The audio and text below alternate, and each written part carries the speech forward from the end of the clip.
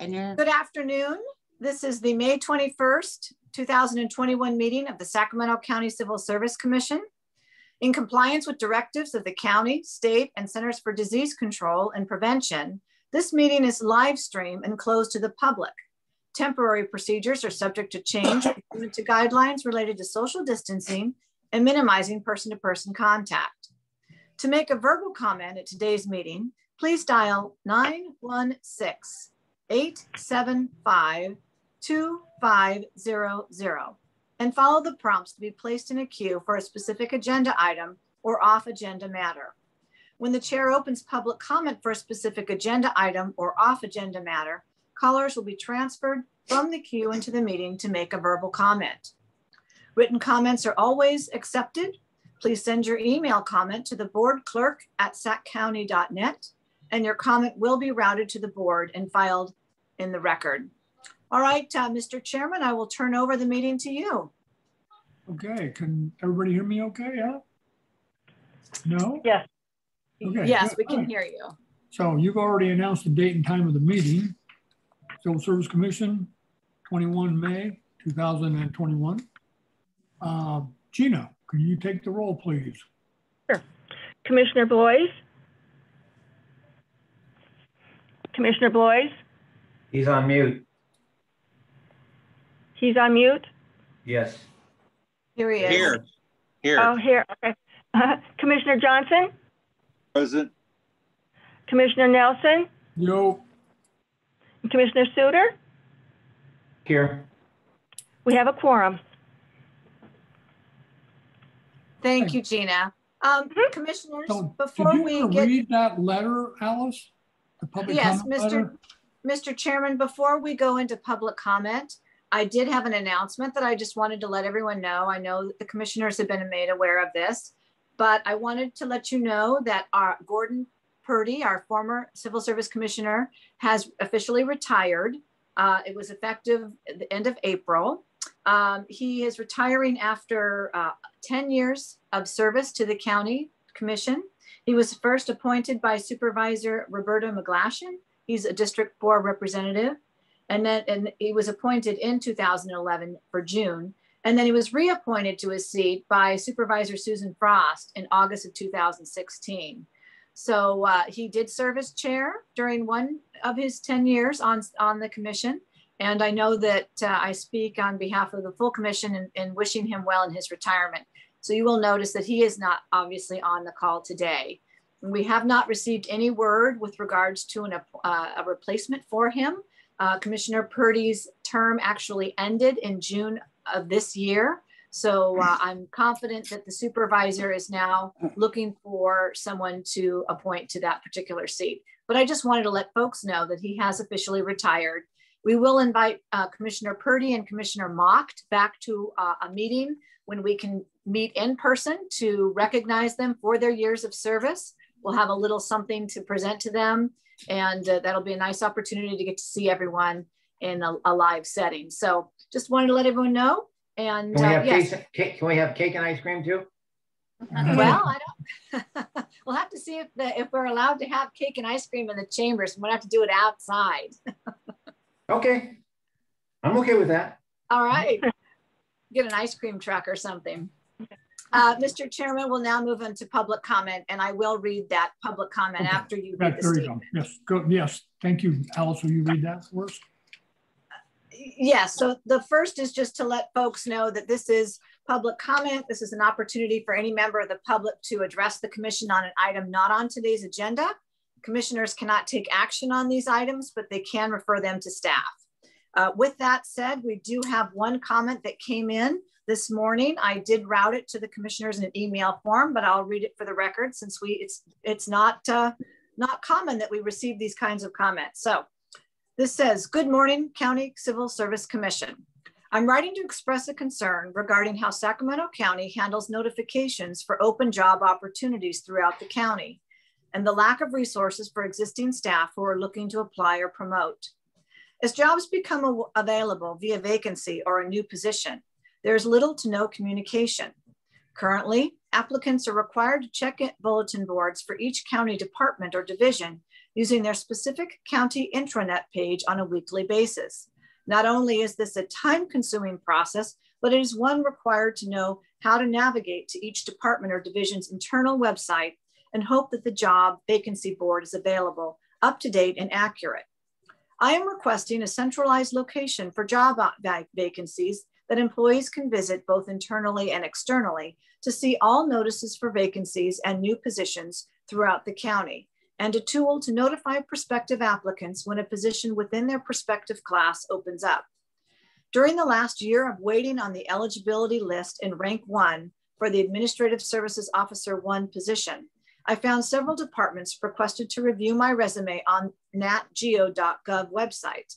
However, I was still left in the dark about knowing how to reach out to these departments to view vacancies/notices for their ASO1 positions. I believe this responsibility should fall on the centralized Sacramento County Human Resources team to provide more transparency in job openings and meeting the requirement to post vacancies and new positions where all county employees can view them. I feel that the neglect in providing this resource is hindering the ability to advance a career as a public servant whom may be interested in moving it to one of the 35+ departments that make up Sacramento County as a whole. Additionally, despite checking for notices of vacancies or new positions on the department websites, I've seen individuals promote to the ASO1 classification, and I am upset that there was no notice given to apply to be considered for an interview, despite being in rank 1 on the current eligibility list. Thank you for your time and attention in addressing this concern. And it is signed Mark Thorpe, who is a county employee. So this comment has been entered into the record. And as I mentioned, we're not able to take any action on this item, but that is the only comment I believe that we've received. Is there any other comments, Madam Clerk? No, there's not. Okay. I believe that we can take action to ask for this to be put on a future agenda. Is that correct? The commission can ask that. Certainly the hiring process, just so commissioners are aware, is within the realm of the Department of Personnel Services. So my advice, and certainly commissioners can take it or leave it, would be to refer this item to the Department of Personnel Services and ask them to prepare a response. You need a motion for that? You do not. I'm not completely satisfied with that response, simply because the request came to us as a commission. So I think it's up to us as a commission, maybe after DPS puts together a letter to us to forward to him. But I think that since it was sent to us, I believe yes, we have the responsibility to at least respond in some form or fashion. Yes, and so I just want to discuss my feelings about notification. What I was going to say, Commissioner Suter, is that we refer this matter to DPS for response. I should have said to the commission. Sorry, I left that little piece off. Yes, thank you. So, okay. Yeah, so that would be my recommendation. I so move. And Commissioner Johnson seconds. Okay, we have a motion. Do we, are we all in favor? Aye. Aye. We would need a voice if we're going to take it. We don't really need to have a motion on this item because it's not an action item on the agenda. We just need to show that 2 commissioners are interested in referring this matter to DPS, which we do have. So and back to us. Yes, and we will go ahead and refer this. I'll send the email to DPS to prepare a response. Thank you. Okay. Thank you. I think Mr. Johnson and myself were the 2 commissioners. Yes. Okay. We now have consent matters, the commission meetings, monthly reports, and the new meeting schedule for 21-22 are all on the consent matters. Do we have any discussion on that? I have a little concern in that we're setting a schedule without knowing when we can meet in person. So I mean, shouldn't we wait until we figure out when we're going to meet? Or are you comfortable with setting it up for 2 times a month and then canceling or when we do? That's you, Alice. Yes, so Commissioner Suter, our rules do indicate that we're required to adopt a meeting schedule in May. So we need to adopt that Okay. pursuant to our rules. And certainly we can make adjustments to the schedule as we have been, given that, you know, COVID has, especially during the stay-at-home order. So the commission always has the authority to postpone a meeting, cancel a meeting, or even reschedule a meeting to a different date. The rules do allow for that flexibility. So to comply with the rules, though, we would need to adopt a schedule today. And I have one other question. Why are we scheduling the December meeting so late in December and not the first week of December? I believe that I picked that because we also have the Thanksgiving holidays to contend with. I know. As far as you have us meeting on November 5th and 19th, and then we don't. Yes, so that was the question. Yeah, so that November 5th and 19th, we have the 2 meetings in November, and then the next meeting would be December 17th to get us through the packet deadlines for after the Thanksgiving holiday, and then before the Christmas holiday. So that's why we picked that December 17th date. Okay. The packet deadline? Well, when I get the packets out to you, they always come out a week before. So I want to make sure that the deadline for us to get the packet to you didn't fall on Thanksgiving Friday, because I don't intend to work on Thanksgiving Friday. Well, it's a county holiday. Do you anticipate over the last year, I guess, we have gone to from every 2 weeks to once a month. Mm-hmm. And part of my concern is what we are missing, and especially dealing with appeals. You're showing that hopefully within the next couple months, we will be back meeting every 2 weeks. Do you know if the county is planning on reopening at a particular time? Have there been discussions of meetings in public together? Yes, I've talked to the board clerk's office about this, and the state, you know, as we know, Governor Newsom has indicated that restrictions will be lifted as of June 15th. And I know that they will be slowly bringing boards and commissions back to meeting in person. So I anticipate that we may be able to come back to meet in person for our August 20th meeting. That's what I'm shooting for. Okay. And then as far as meeting July, you have 2 meetings in July. Yes, we have 2 meetings scheduled in July, but generally speaking, since when we Zoom, we just do the 1 meeting in July. So, but I'm working with the clerk's office again. There after June 15th, they'll be slowly bringing boards and commissions back. So I'll be working with them to determine if it's going to be the July or the August meeting. But I think that by August we can definitely be back in person. So there's no chance we're going to meet in July with 2 meetings? I don't anticipate that we'll have 2 meetings during the month of July. Right now, the appeals, the meeting schedule that we have, our past meeting schedule, has not hampered any appeal. It has not caused any delay in any appeal. There are appeals that are pending, but they're waiting for their administrative hearing, or they're going through the regular process. Well, so we're not causing any appeals to be delayed, or we haven't. There's only one appeal that has been delayed due to COVID, and that was the allocation appeal at the request of the union representative and the appellant. They wanted to have their appeal heard in person. And so we've stayed that appeal until we meet in person per their request. But that was at their request, and that's the only appeal that has been delayed due to COVID. Everything else, except, you know, some of our appeals the administrative hearings were delayed with the stay-at-home order and things of that nature, but everybody was delayed. So, you know. Alice, what I've heard, or what I took in, and maybe not what you meant, was in July, we're going to have one meeting.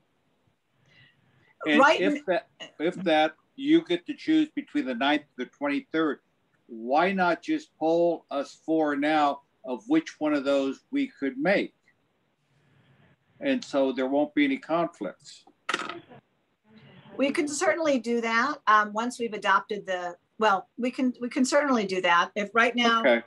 Right now we have those two proposed dates. So there, you know, we have it on the schedule, and generally, you know, we generally meet that third Friday of the month. That's, you know, since we have the two meetings. But if, you know, if it's just a matter of right now, actually, we have items scheduled for the July meeting, and I have them scheduled with regards to the calendar for the July 23rd. We have two class studies that are scheduled then.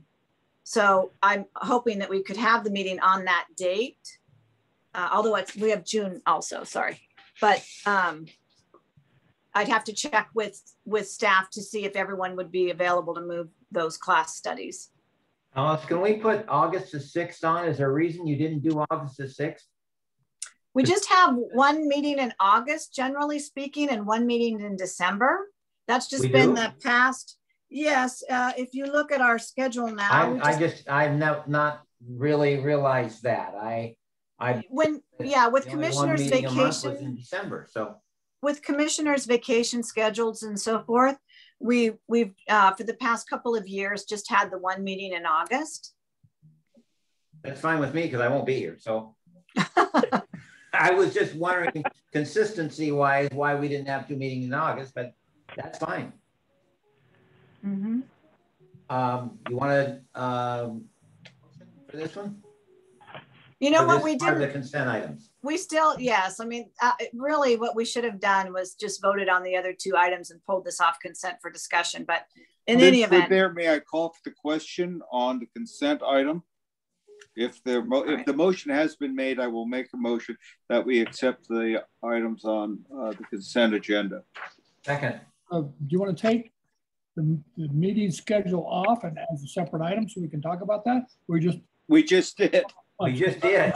Item, unless Chairman Nelson, you wanted to add, I thought we just did. Normally the consent items, we all just follow, okay. You know. You're the chair.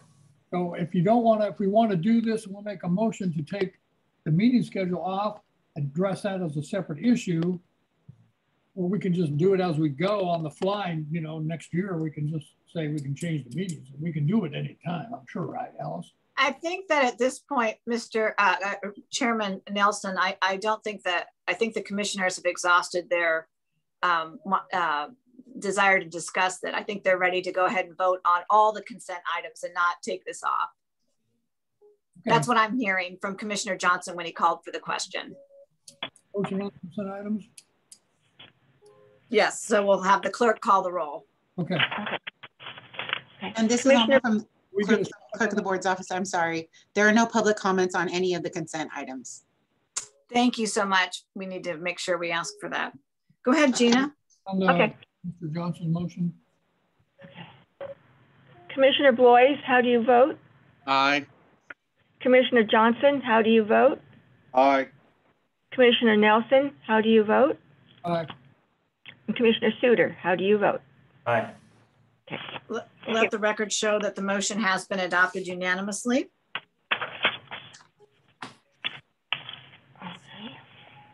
So we'll move to item 7, personnel service report.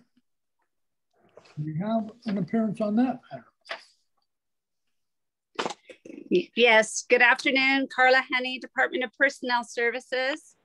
I have one update for you for the April 2021 report, and it's for the first one listed. The comments section was inaccurate, so I want to give you the accurate dates and then I'll tell you why. It opens on May 27, closes on June 24th, and the list establishment should be the week of July 26th. The reason that this information is inaccurate is because we have a job class of fire battalion chief, and there is no provisional in that class, but that information was inadvertently put in here and mixed up with the fire chief. So normally we don't have two recruitments titled the similar, and I apologize for the error. So unless you have any questions on this report, I request that you please receive and file it for the month of April 2021. So moved. A second? I'll second that. Gina, can you call the vote, please? Seconded, I'm sorry. Commissioner Suter made the motion. Who seconded? I did. Mr. Okay, Chairman. thank you, Mr. Chair. Okay. Commissioner Blois, how do you vote? Aye. Commissioner Johnson, how do you vote? Aye. Commissioner Nelson, how do you vote? Aye. Commissioner Suter, how do you vote? Aye. Thank you. Let And the there were record no show. public comments on item number 7 either. Thank you. We need to make sure we ask for that before we vote. Okay. I'll make a note. Now we'll move to item 8, the classification plan for the Yes. facility manager class. Yeah, so Mr. Chairman, you're right. The next item is to revise the Sacramento County classification plan as recommended by the 2021 Facilities Manager Class Study. You have before you my analysis and recommendation to adopt the changes as suggested by DPS.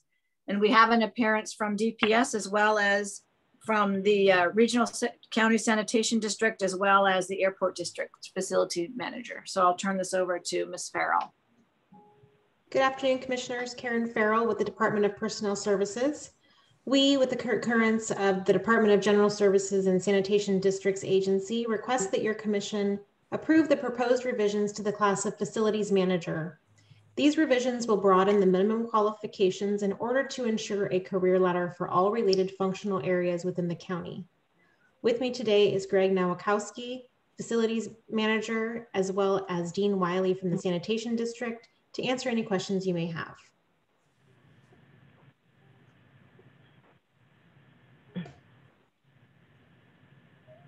Commissioner Nelson, Mr. Chairman, it's in your, for you.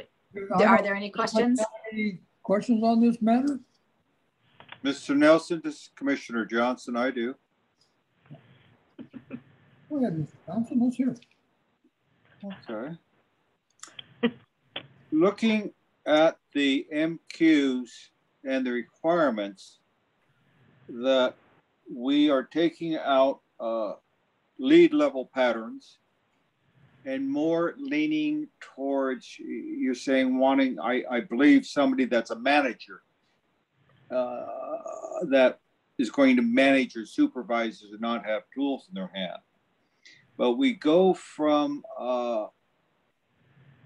mainly what I thought the trades of being maintenance of buildings and knowing how to repair and air conditioning and carpentry and plumbing to all of a sudden now they'll be responsible for security and custodial work. I kind of was curious of how those are supposed to be integrated or how they may have the work experience, let's say, of being a supervisor in a custodial area and then have to be responsible for securing a building and the systems, and the same thing with, let's say, a building being familiar with alarm systems and how that affects heating and air conditioning. It didn't seem like a good fit, but how'd that go? Did I make any sense? The facility manager function, I think it's important to note that the facility manager function is not a siloed function. You're not going to have a facilities manager over a single area. It's a broad management class, and that classification broadly manages a variety of programs, which include both custodial services and security services in the current organizational structures.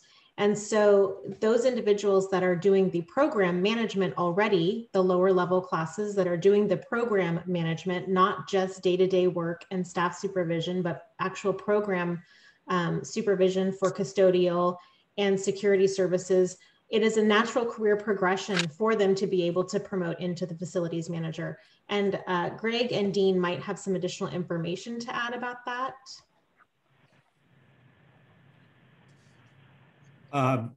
Hello, everyone. Really, Karen, you nailed it.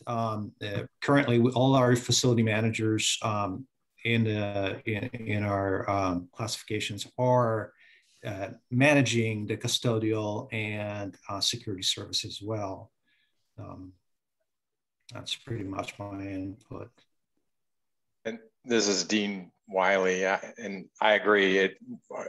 Our current facility manager manages the custodial services contract and has been tasked with managing the security contract as well. Okay. Did I hear with those comments that the current facility manager is actually working outside his scope as defined by the current MQs? Well, for Regional SAN, I don't know that it is, because they had a number of existing contracts that they were already managing, but these came up as a specific, more defined contract. And so that was included as it is a substantial portion of the work, but they had already managed other contracts. Correct. So the current incumbents are not working beyond the scope of what is defined. There has been some refinement to those duties and knowledges and abilities, but what has really changed significantly is the ability for the individuals within those custodial and security functions to be able to promote into the facilities manager. Previously, the minimum qualifications were written in such a way that those particular fields were not able to qualify to get into the facility manager class. And that's been the major change for this particular study, is to broaden the minimum qualifications to ensure that career ladder for those functional areas. I have a question. I heard two different things. I heard that they're managing contracts and they're managing facilities. So are those not two different capacities? Because to manage a contract, you need to know what the contract says. You don't need to know how to lift the hammer. But to help manage a facility, you need to know how to lift the hammer and not necessarily be able to read the contract. So are we mixing apples and oranges here, or? Because we are not. ASO 2 would be able to manage a contract. ASO 2 may not be able to manage a complex facility. So the facilities manager classification does a variety of management activities and includes both contract management and facilities management.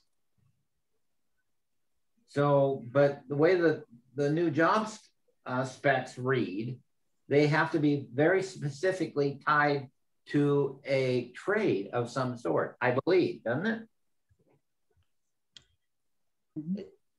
Yes, so the contracts would be related to trade functions. Right. They would be related to custodial, they'd be related to security, alarms, contracting, those types of facility management functions.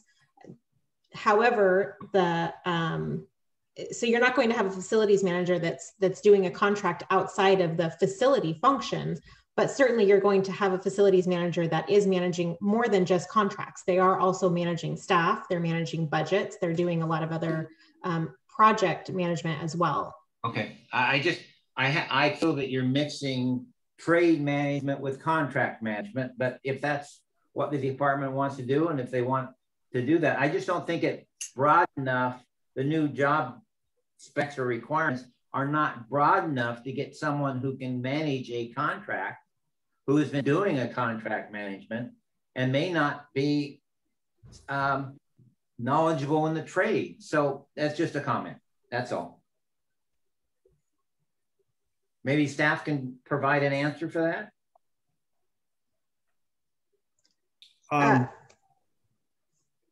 Go ahead, Greg. Okay, I can kind of put some input into this here. Per CUPCA rules, are typically facility managers will only manage contracts which are of $65,000 and below value. Those are small, typically small contracts that you know, can involve the in-house staff as well as contractors. So their knowledge, their contracting knowledge kind of develops as they get experienced in that particular job classification. So like Karen stated, it's mainly the facility management of county facilities, which will include some kind of a contract management, small contract management. Does that make sense? No, but that's okay. But may I ask a question? Does the facility manager who oversees these small contracts, does he sign the contract or sign off on the work?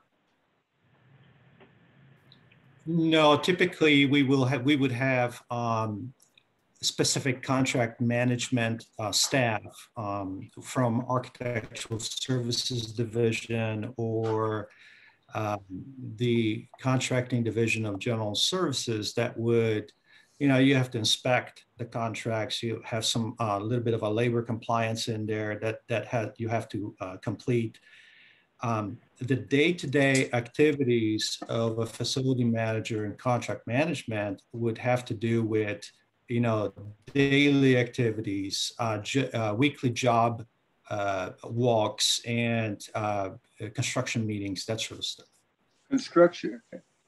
I mean, when you brought up construction meetings, and it'd be nice to put everybody under one umbrella, but if I got hired and I came out of the custodial area or security area, which I may know very well, but now I have an issue with air conditioning systems.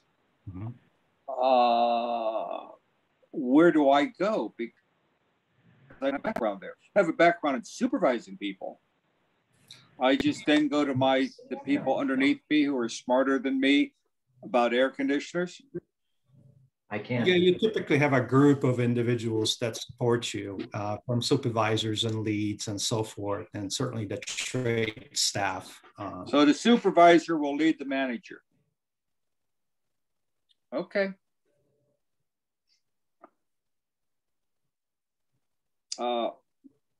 I hope it worked. It seems like a good idea. The way I read this, I share some of the same concerns Commissioner Suter has, that looking at the MQs as you've limited them, and you've also limited, which I don't understand, what is it, desirable qualities. And in one of the reports says, we still might ask for it if we need it, but those have all been taken out, correct? That's correct. But it's still, I was just going to say, the desirable qualifications don't really belong in the minimum qualification section. If, you know, if DPS wants to put them somewhere else in the class spec, they can do that. But the minimum qualifications are supposed to be just that, just what is required for the classification. We've done it before, Alice, to put down a little asterisk that, hey, it would be nice if you had a master's degree, or you would be nice if this took place. They're removing that for a need, even though it goes, department may continue to encourage the obtaining of these certificates in education if relevant. It's like we're taking it out, but if we want to put it back, we can. There seems to be an inconsistency, but I'd assume they know their needs sometimes better than I.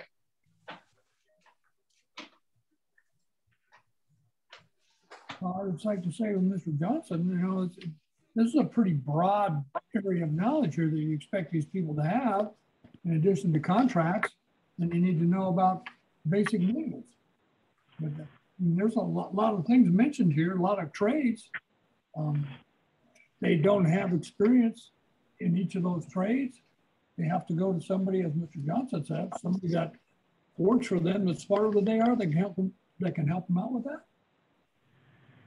So it would be the same for any area. So currently you have functional areas of carpentry, electricians, painters, HVAC, stationary engineers. You do have some very specific functional areas. All of those areas are feeding into the facilities management classification, which is a broader, larger umbrella of a management function.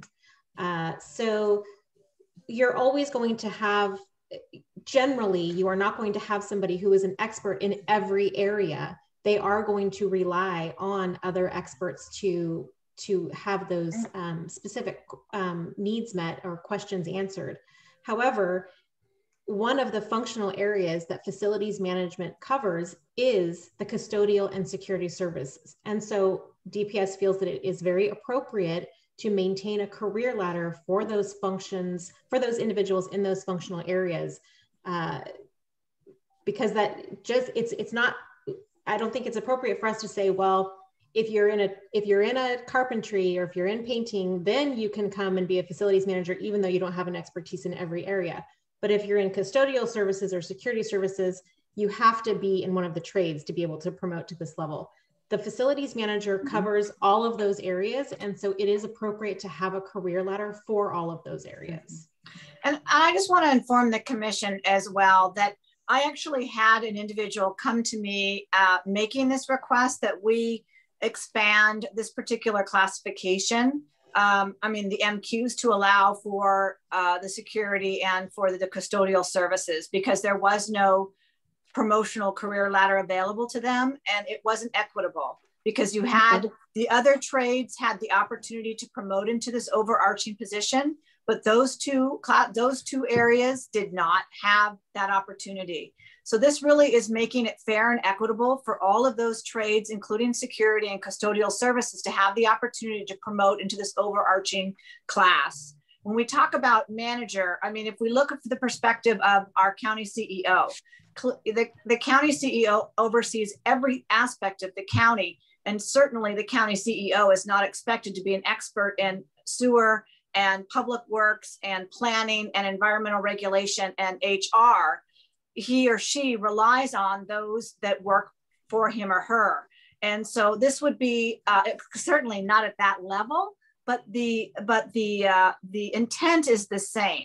And so as I feel that it's appropriate, they may not have the expertise in all those areas, but again, that's what a manager position overseeing various functions. They may not be an expert in all those, but it's not really appropriate to expect that they be an expert in all of them. And it's not unusual.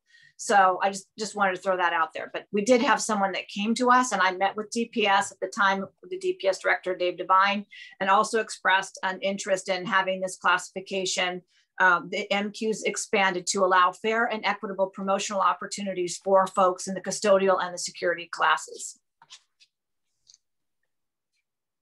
So in the area of security, the question I have is, would you be talking about when you walk into the county building there, we have some guys sitting at a desk, security guys, I guess. And also at night, when everybody goes home, there's electronic security, burglar alarm type stuff. So which of those two, or is it both of those that are included? Both alarm systems and security personnel programs would both be qualifying. Okay. And the people who are promoting up with custodial background, I don't have a problem with how much credibility they're going to have in the process. You know, there's so many other parts to this. you know, and I just don't want them to be, just because they only have security, I mean, because they're either security or custodial, that's all, they don't know either of the other two. How do they gain credibility there? Well, I think it's important to note that these are the minimum qualifications that are required for entry into the classification. They're not intended to describe the ideal, perfect, most qualified candidate. They are intended to describe the minimally qualified candidate. And in this case, because it is a functional area that is below this position, those that are, as explained in the minimum qualifications, it's not someone who is just doing the work. They have to be managing multiple shifts of employees. They have to be managing the program overall or supervising the overall program. So they will be building those skill sets. And I'm not sure what their potential other experience might be. They might currently be qualifying in that area, but potentially they've had experience in other facility areas. That's not something that we can predict or base those judgments on when we're putting this together. So that's, we craft those minimum qualifications in order to ensure that we are not assuming that someone is not going to be successful just because they've had a limited amount of experience, because we have no idea what someone's background might be. If they have those minimal qualifications that we have determined to be the requirements to get into the position, then they are allowed to compete for that.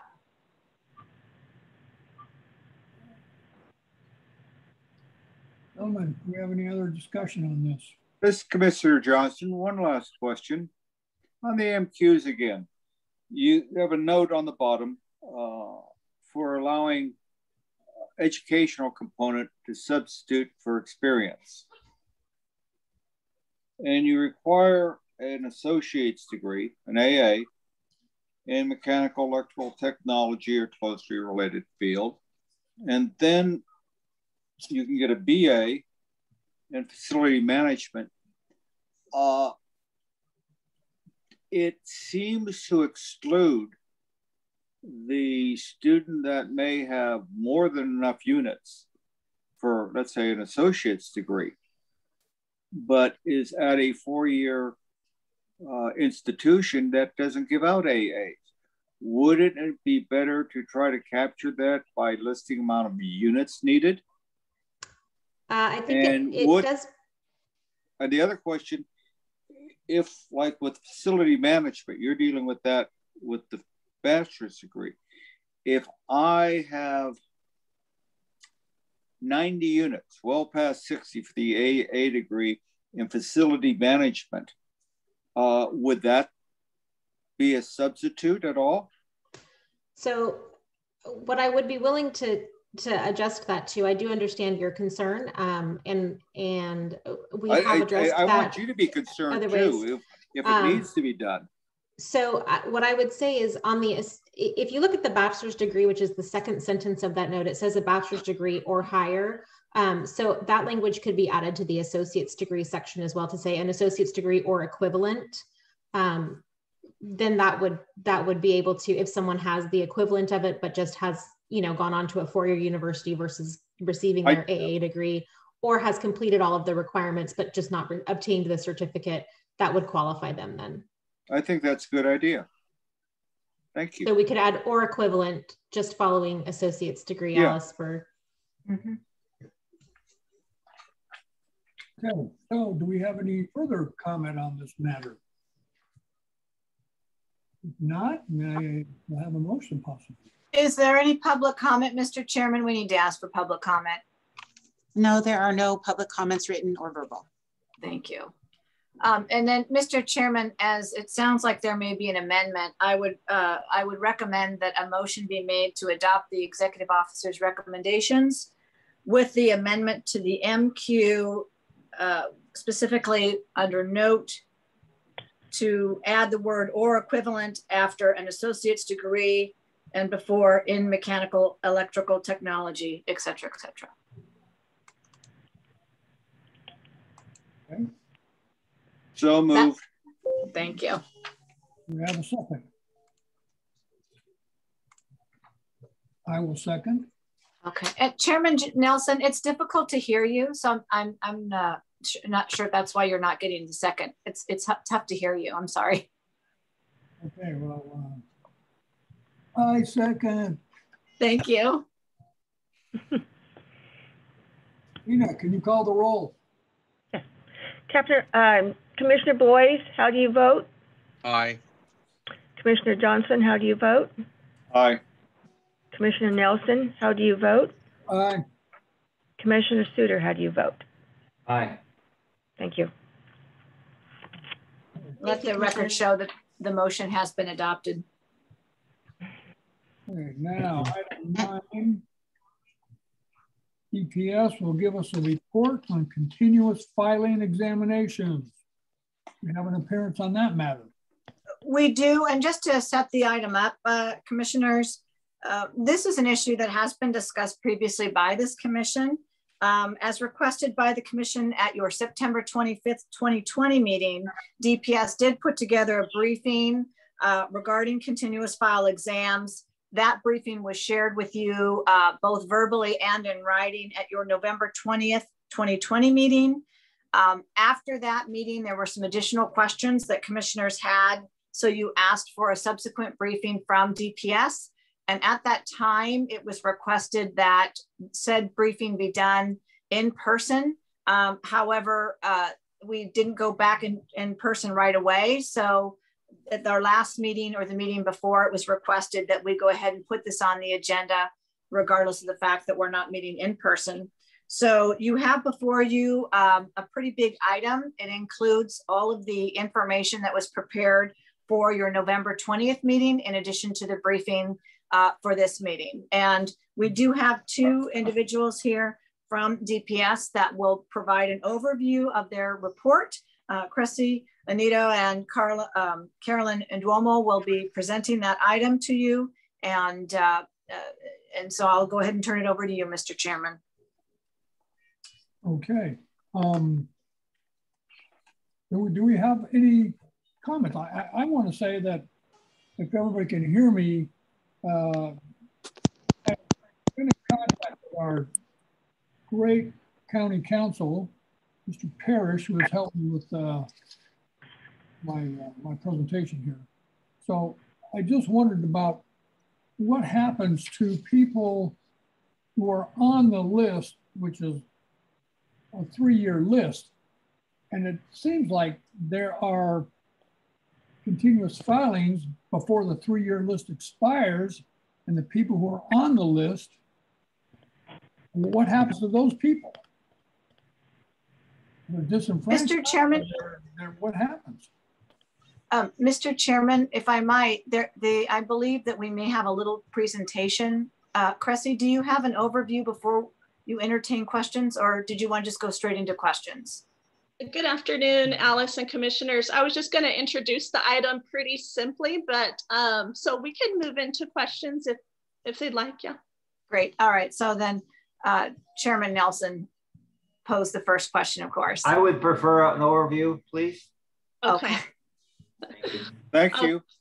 Thank you. Good afternoon, commissioners. Cressy Oneto with the Department of Personnel Services.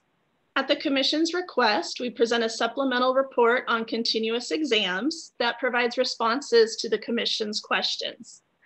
Carlin Duma, Senior Personnel Analyst, and I are here to answer any questions you may have. Well, the question is, when you do a continuous exam, what happens to the people who are on the list for that exam? It's a 3-year list, and you propose that exam prior to the end of the 3-year term. What happens to those people who are on the list? Do you not go through every person on that list, and then there's nobody else, and then you go to the new exam? Commissioner Nelson, for the continuous exams, the rules state that it's for a minimum of 1 year, but no more than 3 years that names are on that list. So for several years now, we've had names on continuous file lists for 1 year.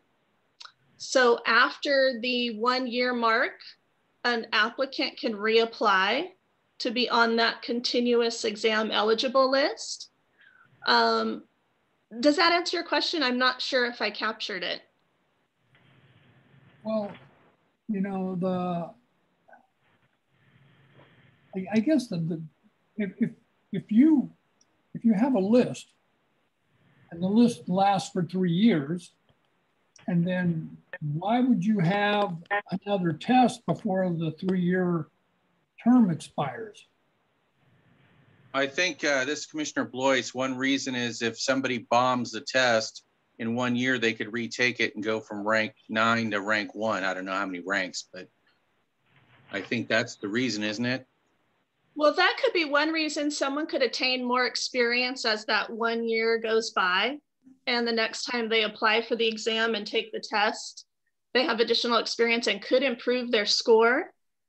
In addition, a lot of times after that 1 year has passed, many candidates have found other employment, or they may be no longer interested for whatever their reason is. And the department still needs to hire for that position. So we replenish the list if the department has a hiring need for that job class.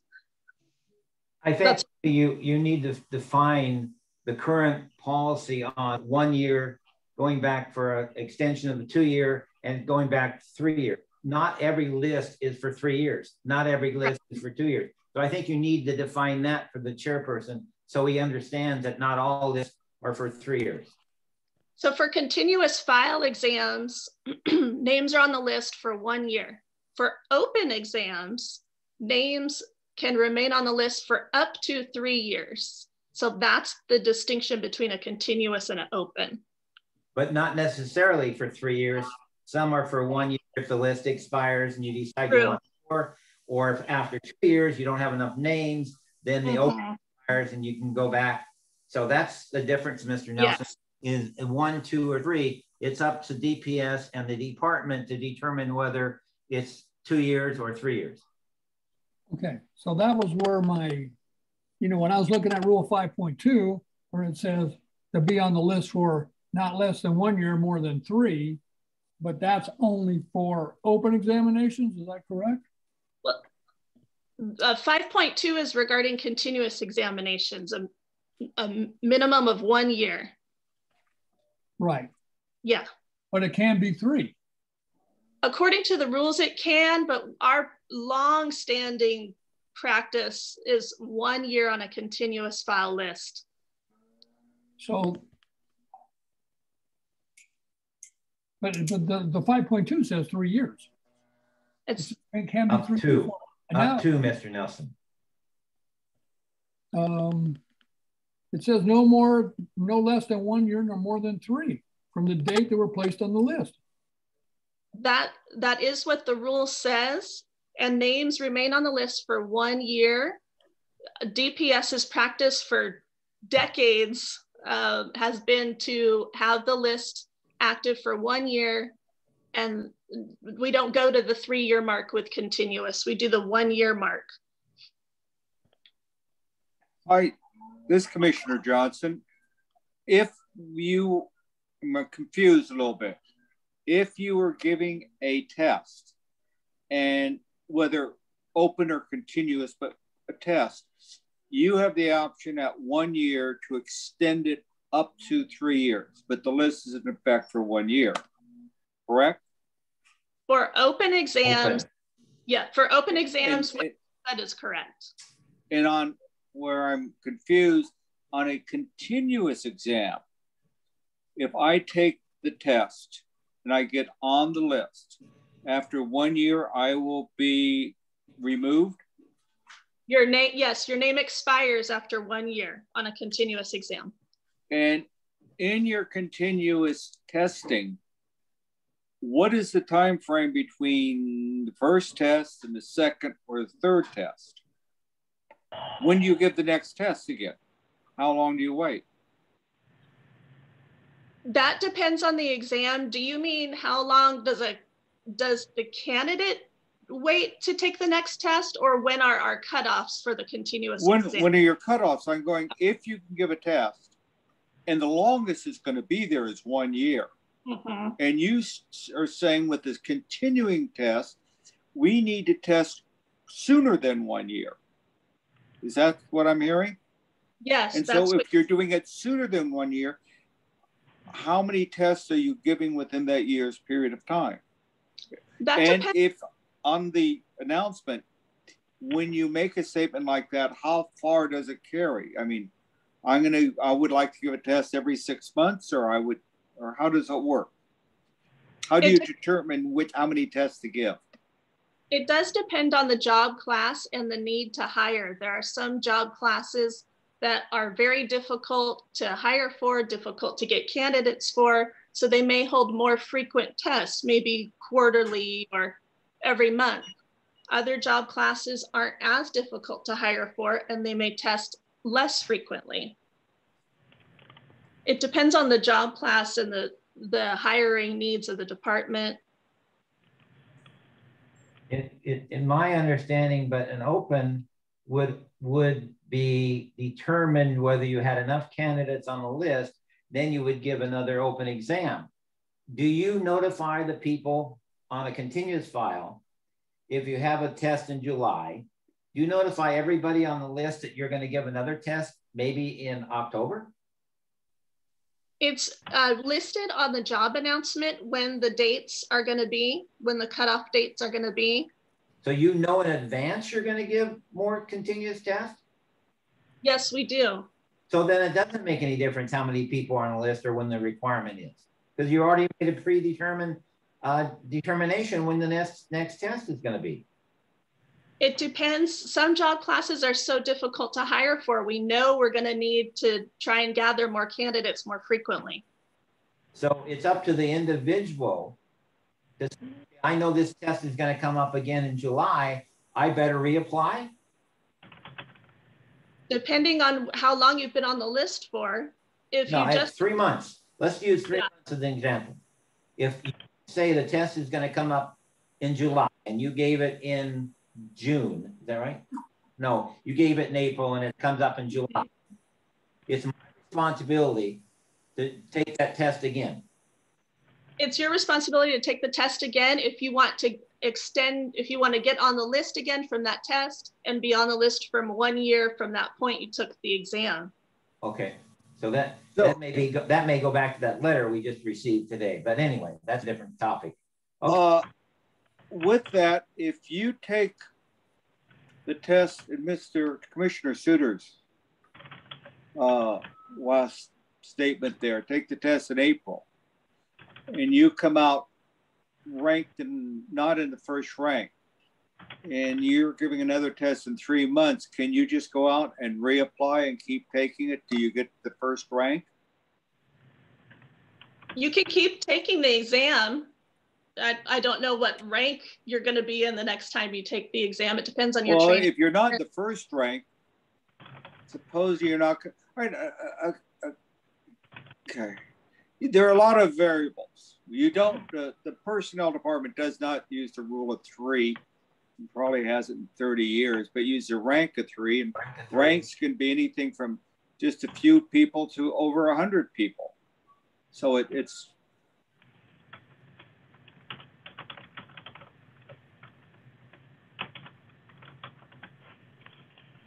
What's going on? From my standpoint, I just find it very continuous. Let's just go to continuous and say the file is continuous. But open and a continuous, and it seems we're moving away from open. Used to be, well, I'm on a list. I know I'm going to be there for a year, but now I'm on a list and I know I could be there for 3 months. And if you give a new test, am I still on rank 1, or does my score then figure in the next test? Like 90, and that was rank 1. The next time 94 is the rank for number 1. Do I move to rank number 2? When you take the exam, each new time you take the exam, your eligible date is from that day forward. So you're going to be on the list for a year. Okay, no, I'm saying if I take the test in April and I'm in 1 with a certain score, come why the score for rank 1 has been moved up. I'm now in rank 2 because my score is lower than the rank, or am I always on rank 1? You're all on that list and that exam, you're going to have the same rank. The scores in between exam administrations don't vary. So for a year, I'm going to be on the same rank. Yes. Okay. So if you're in a lower rank, you might as well take it again. Might as well. How often do you take the test? I mean, how often will you give that test? More frequently than every year, or you give the test every year?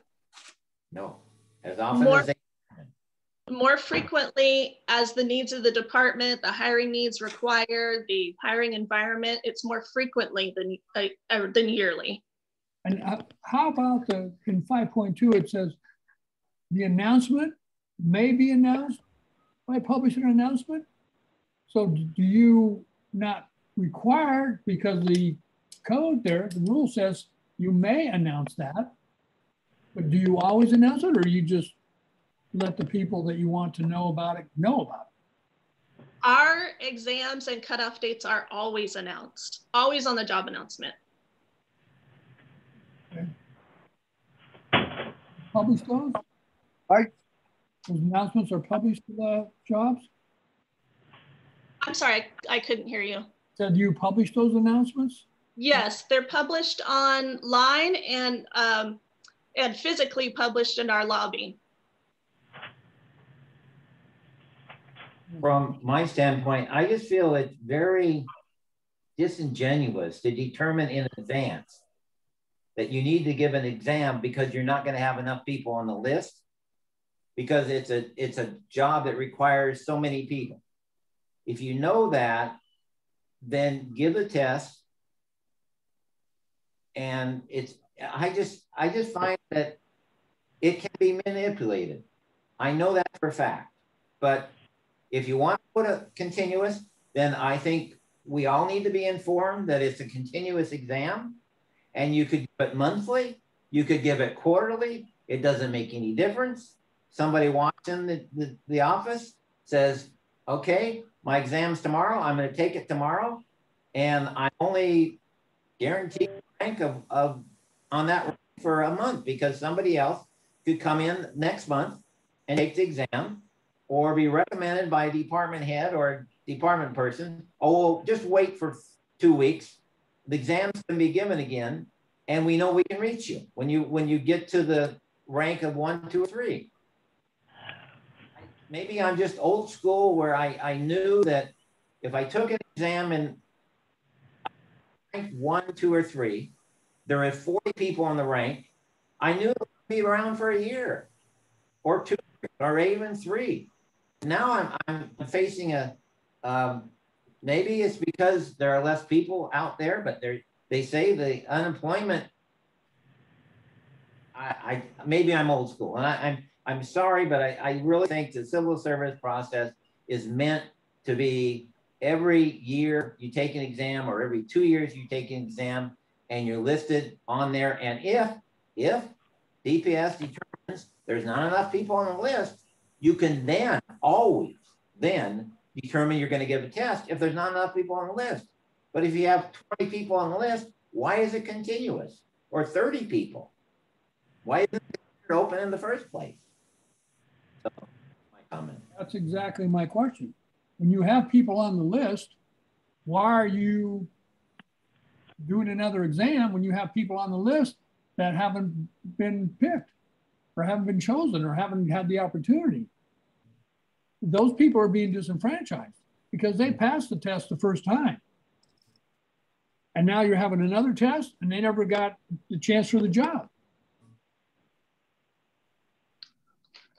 One thing I just would like to offer to commissioners is just, of course, and I know you know this, of course, but just because you are eligible or reachable on a list does not guarantee employment by any means. It means that you are eligible for hire, but it never guarantees. So even if there was, let's say we had an exam that had, and there were 50 positions in this one particular classification throughout the county that were open at that time, but there are 150 people that are reachable on the list. 100 people aren't going to get picked, regardless if the list is a year old or, you know. So that's one important piece, and it's something we have to educate the public on as well, because I know our office sometimes gets inquiries about that. Just, you know, I'm on the list, I'm in rank 2, and I haven't been hired yet, and we have to remind them, well, that you're eligible for hire. That doesn't guarantee that you're going to be hired. So, but Alice, Alice, it requires the department to go out and do their due diligence with who are on the list, rank 1, 2, or 3. Due diligence, not to come back and say, well, I really don't think I want top 2, so let's do it again, continuous file. I'll get the person that's now working for me in another capacity. It requires due diligence of the department to interview all 100 of those people if they have to. Because that's what the civil service process is meant to be. You go out, you take a test, you rank in the first 1, 2, or 3, and then it requires the department to interview. May I say something? Carlin Juma for Personal Services. I wanted to speak to what Commissioner Suter stated earlier about the unemployment rate going back down, and we're in such an unprecedented time right now, and with the impacts that we've had, even though the unemployment rate is going down, we're not seeing an increase in applications to the county, and we're having a tremendous disadvantage to the neighboring employers in the county. And we're having challenges with people wanting to do remote work and us not being able to be as flexible necessarily right off the bat with work schedules or providing remote work. And a lot of the feedback that we're getting from departments is they are reaching out to all of the candidates on the list, but people just aren't interested in that work location. Or yes, they applied at some point, but they don't want the job anymore. You know, airport operations dispatcher is one of my recruitments, and I've had to open that frequently over the last year for multiple cutoffs at a time. And I will tell you, they are vetting the candidates, but when you're in such a highly dependent job that is high risk out at the airports, they need to do their due diligence to make sure that they have a quality person coming on board to perform those functions. So listen, I got a question. You just said something that struck a nerve. They have to be highly qualified candidates that are going out there. That's what your concern was, right? If that's true, what's wrong with the MQs? Are we doing something wrong? Because the MQs, if I remember correctly, is supposed to provide the candidate at least enough skills to at least move forward to be considered to be hired. And now you're telling me maybe it's not high enough? I mean, there's statements within this report that says, we need to give a continuous exam. I don't have it in front of me because the department might have to hire somebody not as qualified. If they qualified for the test and they met the MQs, what is the not there for? They're too tall, they're too short. That is the suspicion or the concern I think that was raised, is the current system appears the way it is being used could be abused. Every system and the personnel needs some flexibility and some discretion. But your continuous exams now in the last 5 years have gone an open exam. We had 52%. Last year it's 7%. The continuous exams increased by 2.5 times. 90% of all your classifications appear to be continuous exams. And then you justify it with a criteria that is so vague that in language that says, while DPS attempts to capture all situations like criteria where continuous exams is appropriate, there are circumstances where may not encounter that will create a situation where you need to utilize a continuous exam, which you don't have a criteria. It's like anything that you want to think of. I think you're trying to do the right thing, but it does open it up to somebody that could abuse it. It is not transparent. And I think you need more transparency if you're going to stand up for a merit system. You can talk the talk, but you got to do the walk also. I think you need it, but I would be willing to say, okay, all jobs are continuous. This is our criteria. This is how we're doing it. And fine. But don't do an open and the continuous as it continues to grow. 15 years ago, you may have had 5, 10 continuous file because you had such a high turnover. Now it seems like every job is a continuous file. And so the poor guy sitting in an open job, just a minute, Dave, and I'll get done ranting and raving. But it seems that the guy, walk in the door and you go, okay, well, next month I'm not eligible anymore. Or someone's going to come in behind me and take another role or another position. Okay, go ahead, Dave. I'm sorry. I apologize. That's okay. Mr. Johnson's issue of transparency. We talked about that under 5.2. The DPS is required to report to us on their examination announcements for promotional only. I want to have them report to us on all their exams, including continuous, at least quarterly, so we know what's going on with it. Excuse me, commissioners. My name is Dave Carmichael. Today I'm the acting director of DPS.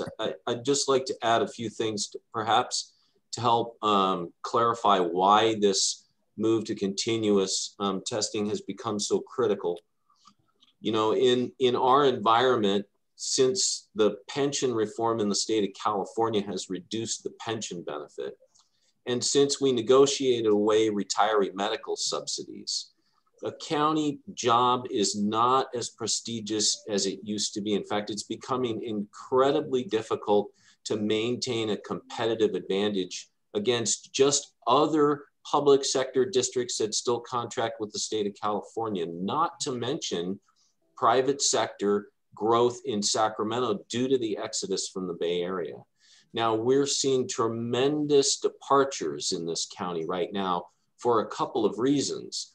One, most people have successfully recovered from the Great Recession of 08-09. In fact, I just pulled a couple of statistics. We have 500 people in our deferred compensation program with more than $500,000 sitting in the bank and 90 millionaires. And in the first 3 months of this year, we had 200 people retiring nicely versus 150 last year. So this has become incredibly challenging for us. And I'm not trying to minimize Commissioner Souter concerns about it being taken advantage of. But the fact is that just a 90 days amount of time before somebody can find a job and no longer care about joining the government, plus the fact that we've reduced the medical benefit while you work, it's not as robust as the state of California or even our neighboring entities. We are uncovering a host of problems that are just not easily solvable, but it does sort of demand a wide fishing net. The wider net we can cast may mean more people on the list, but they won't last. They won't meet background, passages. They might fail drug tests. Just because you're on the list, as Alice indicated, does not mean that I have to hire you necessarily. When I'm a manager in my department, I may have 10 candidates, but only 3 or 4 feel or look good on paper. That could be my starting point. They may not pass my interview process. I may need to go to the next 6. And when I'm done, that's all I would get, because my positions would probably not be continuous. But I'm a very small department. Other departments get tremendous churn. And that list of available candidates might not be sufficient to get them through even half a year. So to Cressy's point, you may have gained some skill sets over 6 months and take the test and be able to advance a bit. You may have had a different experience in a different department during that time and gotten on the list, you know, with a whole different perspective about how to apply your talents and skills. I think the continuous filing is a natural outgrowth of the difficulty in this labor market, the difficulty we have with our benefit packages, the change in value system over whether a good public sector job is a lifelong career instead of just a kind of way station stop. And I think that's all I really want to emphasize here, is that the landscape just in 4 or 5 years has completely shifted for us. We're looking at massive departures, underfills are critical.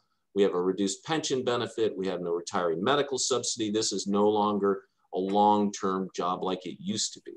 The retirement subsidy was done away with 12 years ago. That's true. That's absolutely I know true. when it was done away with. Secondly, I'm not opposed to continuous file, but let's call it what it is. Let's just say all jobs are continuous. Let's make sure the public's aware of how we're doing it. And so that's all I'm saying is let's be transparent and let's say all jobs, because of the labor market, bring it back to us and we say yay or nay. That I don't disagree that maybe you need it, but let's not say we have some open and some. Let's have a criteria that we say all jobs are continuous, job applications are continuous. When you walk in the door next month or 3 months, it is a continuous filing process. We change the way we do business, but we make sure everybody is aware of how we're doing business.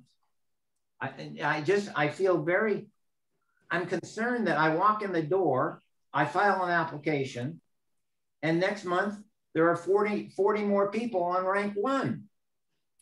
That's all. That's all I'm saying. I may be the only commissioner that agrees with one way or the other, but at least bring it back to us so that we know which way you're going. I was very surprised at the number of continuous files. Very surprised. Just because I didn't know. Well, and that may be also, you know, a function of the fact that we haven't reported out that much. If you look at some of the other comparable public sector entities, they're also facing the same labor distress, and their continuous filing statistics are very high. Are they doing continuous files? Yes. Okay. Yes. So I think that's, I mean, it's a function of the way the labor market has gotten us all the way up to COVID crash and lockdown. And who knows how many people have just decided to say enough and don't even want to deal anymore because of what they have available as an alternative. But I do understand your concerns that you think it should be wide open. It's not advertised equitably. I mean, that certainly makes sense. At this point, you know, the Department of Personnel Services is in charge of selecting the type of test, and we could certainly take a look at incorporating some of your concerns ahead of time. But let me tell you, the report I'm reading is in 2019, out of 304, 260 were continuous. That was before Corona. That's true. That's absolutely true. Blame it on that. Okay. We had an incredibly low unemployment rate at that time and low numbers of applications. Same issues, just they're now accentuated by COVID, work from home options, low number of. I'm not disagreeing with you. What I'm saying is, if this is the way we're doing business, let's say that. But Commissioner Suter, I do want to. That's the way we're doing business. But you mentioned about doing away with opens and doing only continuous. And I can let you know that our open recruitments do still are still highly successful for some of our job classifications, specifically Deputy Probation Officer and Assistant Probation Officer. Both of those exams are administered regularly, probably about every 2 years, because they are able to continue pulling from that list in that second year, because most of the candidates on those lists are internal candidates that are still interested in the job, haven't gone to find other employment. So we do still have a need to utilize open exams, albeit not as frequently, because for many of our recruitments, we're just struggling to find numbers and people to apply and actually meet the minimum qualifications. But I do want to speak to the fact that opens are still appropriate in some cases. This Commissioner Johnson, to the director, you've heard us talk and share our concerns that with a continuous exam, it can open it up, could be abused. I know I did not work for the county, but worked for another governmental agency. And regrettably, it one could say it was a good old boys place. And I've seen it here in the county. So I think I think all of us on the commission were very surprised at the huge jump in continuous exams. The problem, and I see a need for those, but one of the things you stressed here, and I understand you as director have the sole authority of choosing what it is you go, well, we have a criteria. Well, your criteria is so vague that it whatever you choose, and you also explain that, you know, we may make a decision for another reason we haven't thought up yet. There's no transparency there. And I feel if there's no transparency there, you're telling me you need the flexibility, but is it a way of it makes me suspicious. Why are we doing all this if we don't have, and we say we have a criteria, but we don't know what it is? I mean, specifically, like it says you look at past history. I would assume when you look at people going to retire and you brought up, you know, pension systems and all that, you go, that department's going to have maybe 10 people go. And you look at past lists and see that at least 100 people filed in the past. Maybe one of the difficulties I see is you have to declare a continuous exam, I guess, before you even know who all the applicants are yet? To put it out on before the deadline, I guess? Yeah. Potentially, and I'm not sure exactly where we would be able to advertise that. I think what we're missing here is that it's a discussion between the Department of Personnel Services and that unique operational situation or environment. You know, if you're trying to staff, let's say it's a mental health crisis center, and you think you have enough candidates on the list, and they spend 2 or 3 months on the job and go, I'm out, I can't take it, and that's just the pressure cooker environment, then you might have a situation there that's wholly unique and may require a continuous refresh of that candidate pool versus Carlin's scenario of this deputy probation person. That person's highly committed to staying as long as possible so they can stay in that environment and promote. Completely different sort of situation. So that interactive process is, we challenge those departments to explain and justify based on the scenario. We run the list. What's your turnover rate? How many people don't pass probation? I mean, there's a host of things required in that interactive process to get us to say, okay, continuous filing may be appropriate in this job category at that location or at that shift time. It's not just a free-for-all. I mean, it absolutely takes some work.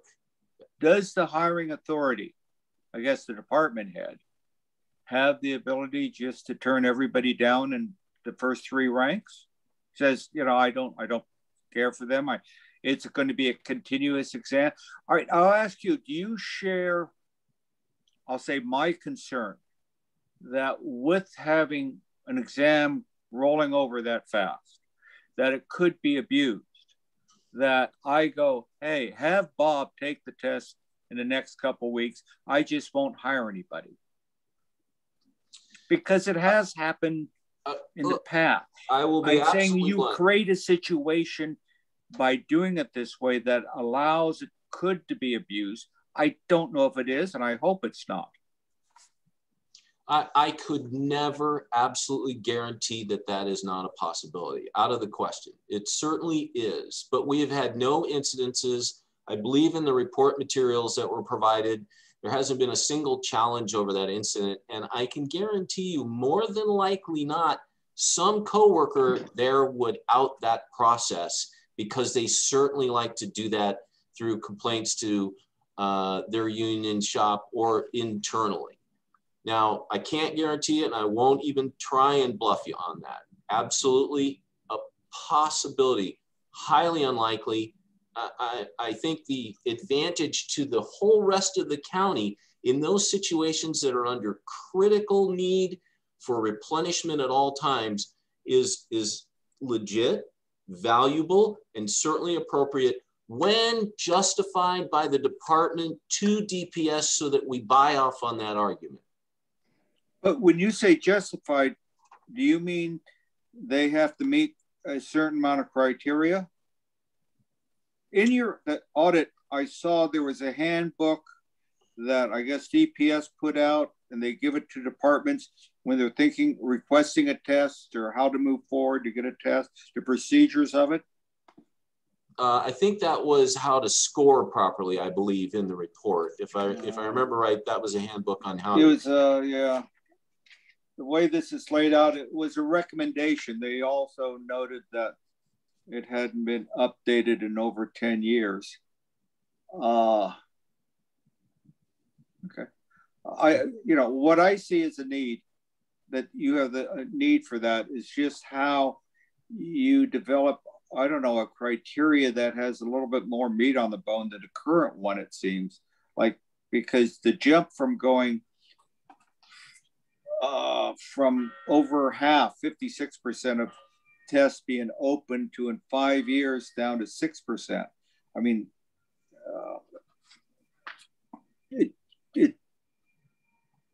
I'm just still trying to grasp how that process changed, because someplace in here there was also that on comparable counties or 17 other counties, or 15 other counties, 7 of them are giving continuous exams, more than 50%, a little over 50% rate. And even on the audit, they said, actually, when that was done, I don't know when it was, 19, said you gave a low percentage of continuous exams. So just between 19 and now, it seems to have been a big shift. No. Do you ever anticipate going back from continuous exams? And I would like you to just, from my standpoint, understand that when you said highly unlikely the system is manipulated, I don't think that's true. I don't think highly is the right word. I think maybe understandably it may not be, but highly unlikely, unless the culture has changed over the last 15 years, it is not highly unlikable. Okay. That has manipulated the system. Well, that was the opinion I expressed. To other department heads sitting around and they're saying, okay, if we get continuous file, that means that the interns that we currently have in our position can apply next month. So I'm just saying highly unlikely. I'm just one that if the job market has changed, let's just go to continuous file and let's be upfront and saying, this is what we're doing because the market's changed, retirement's changed. I understand retirement is not the same as it used to be. Clearly understand that. So I'm just one that wants to give you what you want. And if continuous file is what you want, then let's say continuous file is needed at this time for the next 3 to 5 years, and let's evaluate it then. But to say it's not manipulated or highly unlikely, I don't think it's true.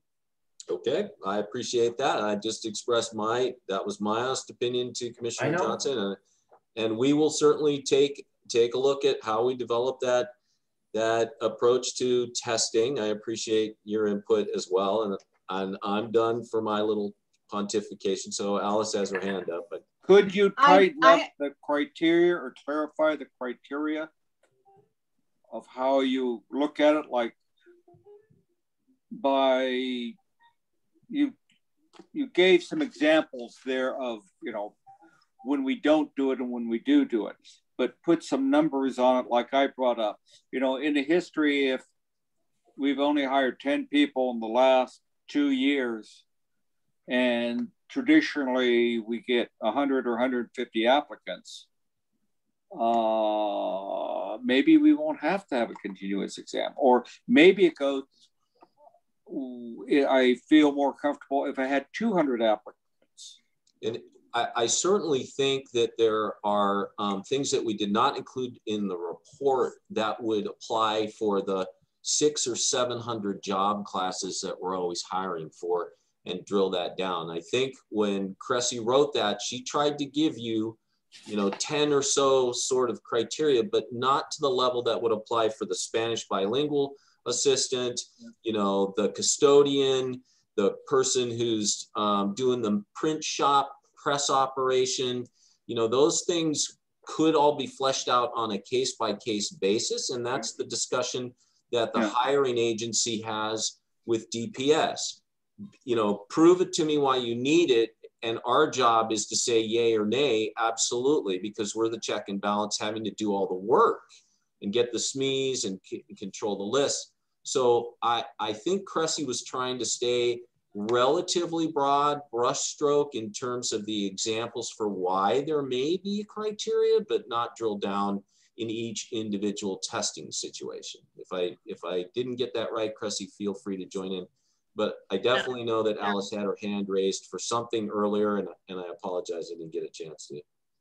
I would agree with Mr. Suter that I want to give you the tools to be able to, for you to do your job. I just believe there is an issue and it could be abused. And that's why I would like to see, I guess now as we're oversighting this, but see more transparency that yes, in both the conclusions of your reports to us is that you spoke out for the need of flexibility. I would like to give you flexibility that you need, but at least have the borders defined someplace. I have a recommendation, please, commissioners. There's 2 things here that I've been listening to very carefully, okay? We've got the issue of ensuring that those that are applying for the exams are clear as to the expectations of the county. That's that transparency piece to the candidates themselves that Commissioner Suter is talking about. As far as I'm concerned, an easy fix to that, I think it's already being done, is that DPS announces what type of exam is being offered. If it's continuous, promotional, or open. I believe that it says on there that it is. And Dave, you can just give me the thumbs up if you are saying that. The second thing but what you may be able to enhance in that process is a blurb that just explains to the candidate what it means to have an exam on continuous file, promotion, or open, just so that they are clear as to what they can expect with that type of exam. So it would just be a quick blurb. This exam is on file, continuous file. This is what it means for the candidate, so that they understand and they don't have to look it up somewhere else, but having that. The second thing I would suggest is that right now, this is a hot issue for the commission. It has been for a while. We've heard that there are many different reasons for DPS choosing the continuous file exam, which is allowed under the rules. There is some concern that there may be some potential abuse, etc. There's concern about what do the criteria mean for different departments. And again, this is certainly within DPS's realm, but it is the commission's responsibility to establish the types of exams that are allowed to be selected by the department. That's where the commission comes into play. So what might be helpful for the commission, at least in the short run here, is that DPS provide the commission with a quarterly update on the continuous file exams, just like you do the promotional exams or the late exam applicants, which honestly, I don't even know why the commission gets the late exam applicants report anymore, but at some point it was useful.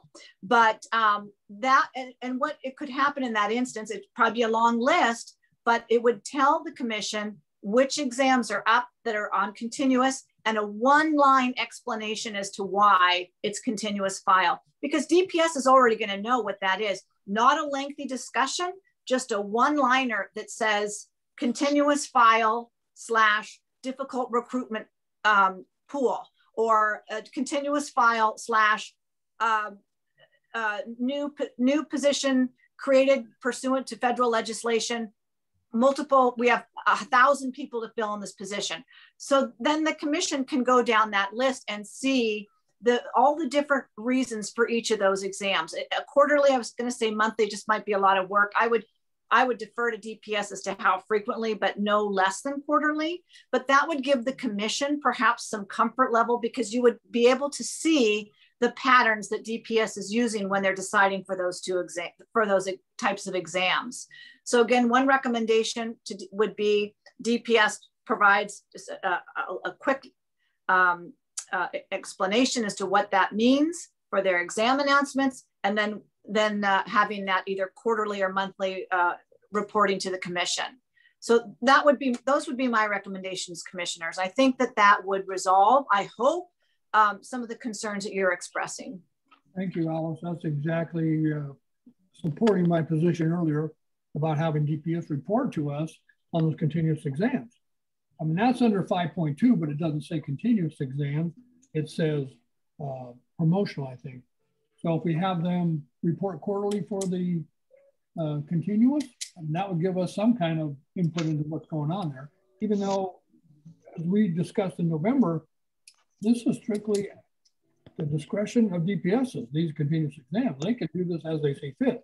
Now, we can have them report to us, and I don't have a problem with that.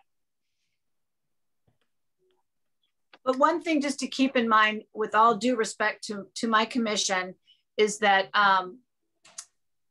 the intent would not be to, at every single meeting, go down that list and engage in a back and forth discussion as to whether or not that was a good or bad idea. I think really the purpose is to inform the commission. And if the commission sees patterns, then that would be, as an oversight entity, that would be, you could say, okay, well, I'm concerned I'm seeing a pattern where this is being utilized or what have you. So it's not a micromanaging every single one, but you're looking for patterns or potential abuse, as I keep hearing that as well. And so that's really what the expectation and the purpose of that reporting is, at least I would see, as your executive officer. Mr. Chairman, this is Chairman Blois. I move to adopt Alice's recommendations in a form of a motion that we could go forward, and that would become our policy. That's my motion. And that involves a change of the rule, which in 5.2 that applies to, let me find it here. So Chairman Nelson, we would not need to amend the rules to make the request for that report. The commission, because it already has the authority to establish the types of exams, you can just ask for that report. We don't need to change our rules. Okay, then I'll second that.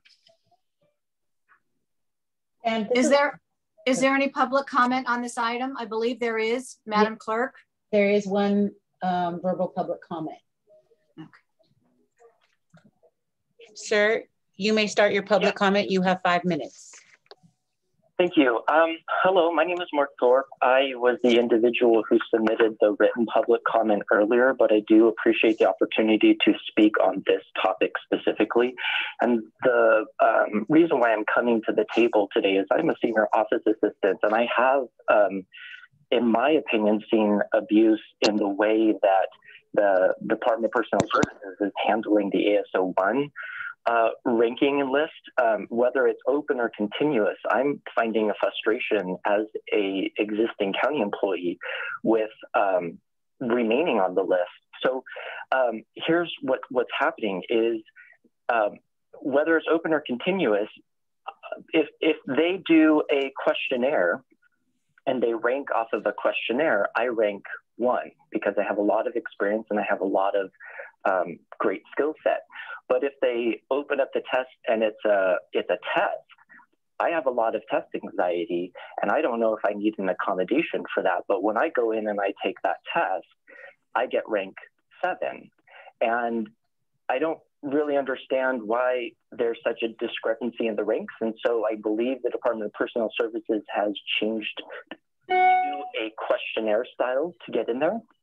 But the other issue that I had is for the ASO rank, the last 2 times that they've established a list, there was a lot of confusion on the fact that they had 2 cutoff dates for a similar list. And it was confusing on whether they were establishing 2 lists or the first time they did that, everyone applied for the first cutoff date. And if you didn't make that, then you could apply a couple of, like a month or 2 later and get on the second list.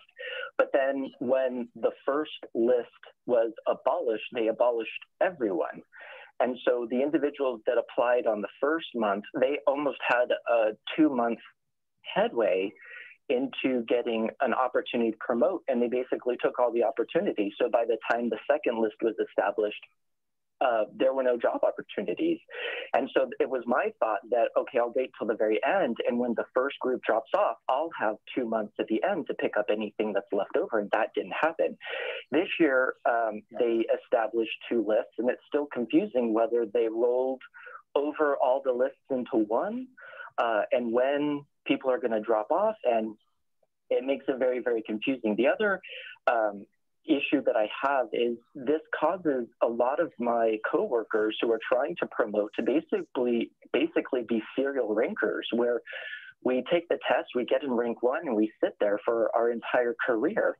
And it's really concerning that every time the opportunity comes up to test, we have to retest. And I don't know about you, but I don't see that my skill set goes down when I'm working with a county. I would imagine my skill set goes up. So if I'm in rank 1 in 1 year, and then the following year I do the same questionnaire, why would I be rank 2 if I've gained experience? And the other issue I had with that is even if they do a questionnaire, when I go to reapply, sometimes the questions are different and I have to revise my application. And so it just makes it very, very hard as a candidate to apply and to maintain myself on this list. And, to speak to the DPS director's comment about, the system is, the abuse or whatever, I understand the ASO1 is a prestigious and competitive department. When I get turned down for an interview, I'm told that it's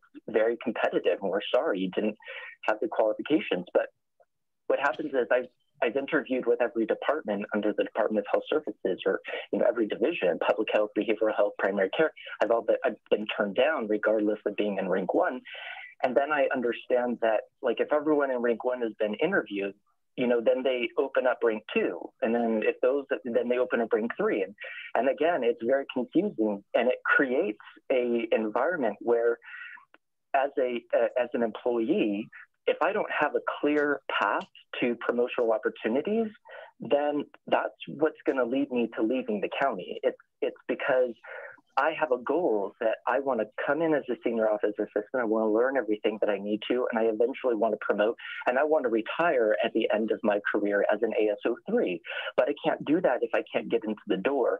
And so this is affecting individuals like me who want to work. I'm sorry, I just interrupt you because everyone gets a 5 minutes and we just got into your 5 minutes. I thought a little bell was going to go off or something, but it didn't. So sorry about that. No, okay. And so what's the last issue I want to bring up that this is causing is, as a senior office assistant, knowing my supervisor, knowing that I'm on the list wanting to promote, what ends up happening is they give me job duties that are out of my class in hopes that I'll gain experience that will go on my resume and make me more competitive. And I think that that is something that needs to be looked at as well. Is you now have a long-term individual who's consistently on rank 1 or has to work extremely hard to work on rank 1. They're getting worked out of class so that they can maintain their, sense of working with the county and longevity, but then at the end of the day, nothing happens. So I appreciate the time to share my experience and how it relates to this open, continuous, and just from the viewpoint of an applicant, there are abuses, and I do see them.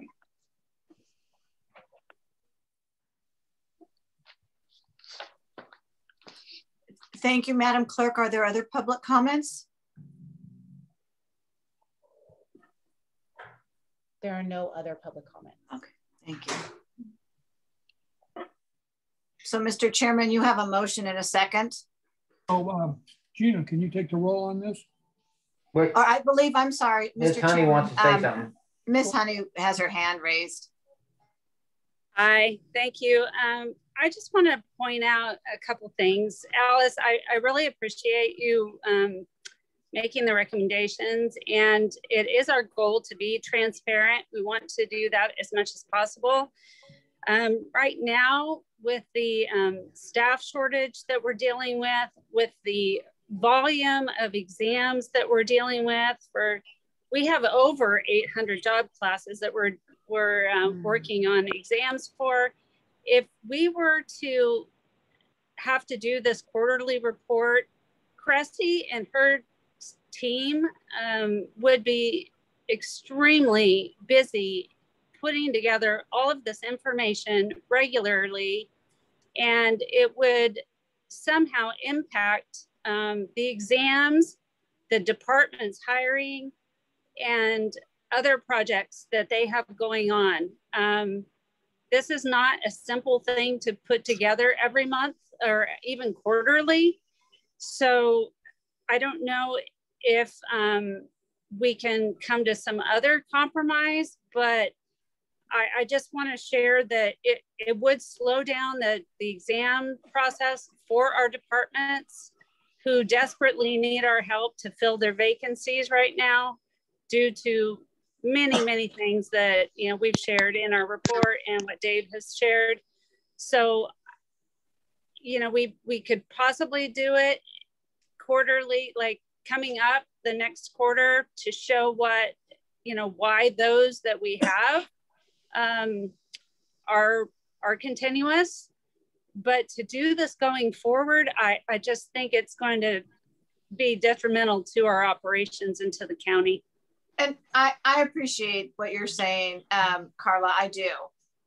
What I envision truly is just a very quick thing. Let's just say office assistant 1 exam, continuous, high vacancy or high turnover. I mean, whatever explanation it is. And I don't think that this is meant to be a permanent report. I think that just right now the commission has so much, what I'm trying to do is, we've been discussing this issue for months and months and months. And so I'm just trying to provide the commission with some visibility, if you will, into your process, so that they can hopefully have a higher comfort level, and we can move on. That's really, and if it quarterly is what I was thinking, but it wasn't intended to be a detailed document. It really just your exam. You have a list of continuous file exams and then a one-liner as to why, because you're going to probably have that in your file anyway. So I think if we can try it, and if it becomes a huge burden on staff and it's impacting DPS's ability to do its job and the other departments to hire, then that's a conversation that I can have with the DPS director, and then I can come back to the commission and let them know. But I think, this is just trying to come up with a solution so that we're not discussing this every couple of months, because I don't think it's beneficial for anybody. We're not getting to any resolution. And so, I don't think that DPS wants the commission to change the rules either. So, you know, just looking for that opportunity where to provide them with some comfort level. It doesn't have to be a permanent thing by any means. We just got rid of one report, for example. It's something that the commission can do. And it may be that, you know, 1 year's worth of data might suffice for the commission. They may say, you know, we don't see a pattern of abuse. This seems like it's legit. There's no issues. We don't have any concerns. You don't have to report anymore. So, you know, but if there's a huge issue on time management and so forth, then the DPS director and I can have that conversation. But, you know, I'm just, again, trying to give us an opportunity to move forward. Yeah, I can appreciate that. I'm just letting you know that it will slow down operations for the departments, because this, just even asking for that information is going to take a lot of time. And I assume that there will be discussion at the commission meeting regarding this.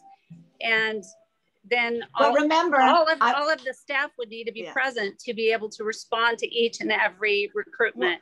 And that's why I said I was very clear to say that the intent is not for the commissioners to pick apart each exam.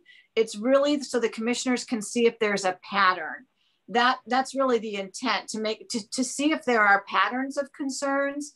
My request would be to my commissioners that when they take a look at their packet and see that report, that if they have concerns, that they give those concerns to me before the meeting so that we can ensure that you have staff present. You're not having to have staff for every single one.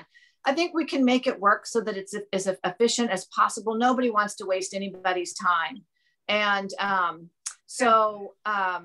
you know, if it does impact our timeline for exams, we will likely lose more applicants because it means it takes a longer time to be hired and fill a role. So I'm just making you aware. Yes, absolutely. And again, that is absolutely the director's job, DPS director's responsibility to let me know if this is causing a significant delay in the ability to get the work done for the county overall. You know, that's important. And so I would expect to have that conversation if we got to a level where there was some significant impact. I understand, Carla, I do. I absolutely do. And Dave, please, you know, let's make sure that Joseph knows that. Absolutely. I mean, we can try a very, you know, simple summary to start with. If it ends a one-liner, up more complicated than that, then we're definitely going to have a discussion. Absolutely. And again, I'm just thinking of a one-liner that just says difficult recruitment, you know, pool, high turnover. Again, you know, just a quick thing. So, good. Thank you, Mr. Chairman. Okay, so are we taking a vote on this yet? Yeah, we need to have a roll call vote when you're ready, Mr. Chairman. Okay. Commissioner Blois, how do you vote? Aye. Commissioner Johnson, how do you vote? Aye. Commissioner Nelson, how do you vote? Aye. Commissioner Suter, how do you vote? I'll abstain. Okay, let the record show that we have a vote 3-0 with 1 abstention. So the motion is adopted. Well, it is now, Alice, your turn. Yes, I was going to mention, commissioners, we did receive, this is the glory of technology, but we did receive a public comment on item 8 after we already acted, but we acted in certainly took an action that the individual supported. So I just wanted to read for the purposes of the record, this public comment that was received for item 8, which was the class study. Good afternoon. I greatly appreciate updating the facility manager class. This move will allow a person in my position the ability to have upward mobility without having to transfer to a different department. For years, facility managers have been charged with overseeing security and custodial services. Traditionally, an FM has come from the trades, but allowing persons from security and custodial services to allow persons with managerial experience and the ability to promote. The current FMs don't know absolutely everything about every trade the county has. Knowing personnel and their strengths in every trade allows for good decisions by an FM. This FM class has to do with contracts, personnel management, project management, etc. This is some of the extensive experience that security and custodial services level 2 supervisors do now. I have on several occasions and for periods of time had to fill in for the downtown facility manager and also logistics chief for the EOC under OES. This is from Frank Mendez. He's the facility security operations supervisor for the county. And he had actually made a second comment just to say, please remind the board, the commission in this instance, that custodial and security are also trades. Facility managers don't always know exactly what security or custodians do, but the facility managers know they can rely on security and custodial personnel to make proper decisions. Great analogy with the county CEO. So I just wanted to read those 2 public comments that were made by Frank Mendez into the record. We'll just include that under item 8, which we have already acted. The commission has adopted the class study recommendations as amended. So thank you very much. And then we do run into my... We'll now take item 10. Yeah, so item 10, which is my report. I just wanted to let you know that our next meeting is scheduled for the 18th of June, where commissioners are scheduled to hear, you were scheduled to hear a failed drug test appeal, but that hearing will be canceled because the appeal was administratively resolved. In addition, the commissioners may also consider changes to the county's classification plan stemming from the 2020 Labor Construction and Compliance Series class study. I'm still waiting to hear from DPS if they'll be ready on that, but that may be ready for that particular meeting. And that meeting would be conducted via Zoom as well. At the commission's July 23rd meeting, you are scheduled to consider recommendations to the county's classification plan as proposed by the following 2 class studies: the 2020 Waste Management Operations Series and the 2020 Waste Management Equipment Operator Series.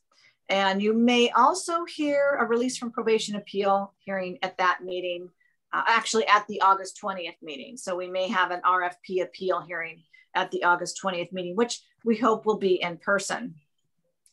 I also wanted to let you know that as I mentioned, I closed 1 failed drug test appeal this week, and I received no new appeals. Currently, we have 5 releases from probation, 1 failed drug test, and 1 allocation appeal that are pending before you. Lastly, I wanted to let you know that I did receive 1 new class study this week. It's the Bridge Maintenance Worker Series. I also received revisions to 2 class studies, the Environmental Regulations and Legislative Analyst Series study and the Human Services Program Series. So I'll be reviewing those and getting those secondary level comments back to DPS in the near future. And that concludes my report for you today, commissioners. I have a question, Alice. I've got a stack about that. Well, actually, it takes a whole closet of all dividers and all that stuff. Am I supposed to be keeping that? Because I'm running out of room. You know, we would love to have those because we recycle them and they're expensive. So what I'm asking is if we can... I also need the extra room in my house. You don't want to have a whole closet dedicated to tabs? So I have a stack myself. What I would just ask is when we do have our in-person meeting, which we're hoping to be either that July or August meeting, is if you could bring those with you and we'll take them all off your hands. Can you have someone help me carry it from my car? Because it takes about 2 boxes. We'll have a little cart or something to help you. Thank you. Thank you. Thanks for keeping them. We appreciate your keeping those. Alice? Yes. Mike, on the appeals. Yes. How long? We've had a couple issues. They've been there and we haven't met for a variety of issues or be able to hear them with the Zoom and the security or people and all that. And then there was the issue of dealing with hearing officers was not on a timely basis. Of the 5 released from probation, drug test, allocation, how long have they been hanging out there?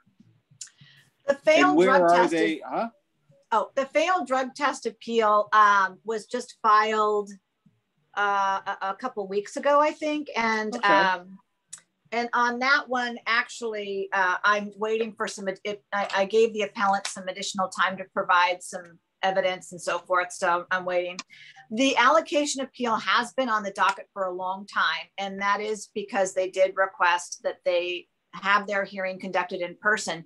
Initially, the allocation appeal hearing was scheduled for our April meeting when the stay-at-home order went into effect and canceled that meeting. Yes. And after conversations with, again, the appellant and the union, I've been in touch with the union representative throughout this entire process, asking if they still want to continue the item until we're in person. And they have continuously said yes. So that one has been on the docket a long time, but it is at their request. So it's not anything that we're, as soon as we can go back into person, like I said, I'm hoping either July or August, then we can go ahead and schedule them. And I'll let them know to make sure that they're available those dates. The release from probation appeals right now, we have one that is pending a proposed decision. So we're waiting for the hearing officer to actually write that decision. I think that there was a deadline for final briefs from the parties to the hearing officer in June. So, she's in the process of putting that together once all those final briefs are filed by the two parties. We have one release from probation appeal that I am waiting to hear on some dates. So actually, I'm actually just received dates from the hearing officer, and I'll be getting those out to the parties. And then the other release from probation appeal, we have one that's scheduled for August 6th hearing. Another one is scheduled for July 20th. Those are scheduled. Those are administrative hearings. And then we have, let's see here. And we have one that's on the docket, but it's actually going to be closed. And actually, so it's not an active. It's actually not an active appeal. So for an active release from probation appeal. So most of these. Okay, how can I put it? Most of these are still working through the process of getting a hearing officer. And so if I come in and have filed an appeal and give you all the information, hearing officers are being scheduled out 3, 6, 4 months out, 5 months? Right now, about 3 months. Because, the parties have to agree. So it's the both parties, and the hearing officer has to have availability, and we have to have a hearing room available. And we need to provide at least 45 days out because there needs to be discovery, which is 30 days. So there are some timelines within our own appeal process that we have to back in. So I know at one time we spoke that the time to schedule a hearing officer sometimes was getting longer than we'd all like. Yes, it was. And right now we've been able to, so far, so good. So I have one release from probation appeal that I'll be getting the dates out. And so we'll see how long that takes. But since I last reported that to you, we've had a pretty good response on those hearings as far as being able to schedule them. Thank you. Mm-hmm. Thank you. I appreciate the support on that issue. So thank you. Okay, gentlemen, I think we've come to a conclusion here. How about a motion? Motion to adjourn. Commissioner Blois. Commissioner Nelson will second that. Tina, a vote, please. Okay. Commissioner Blois, how do you vote? Aye. Commissioner Johnson, how do you vote? Aye. Commissioner Nelson, how do you vote? Aye. Commissioner Suter, how do you vote? Aye. Okay. Thank you. Great. All right. Thank you very much, commissioners. And I'll see you on the flip side. I'll be reporting. You'll see an email from me next week. Thank you, everybody. Thank you. Thank you, Alice. Thank you, Commissioner. Bye.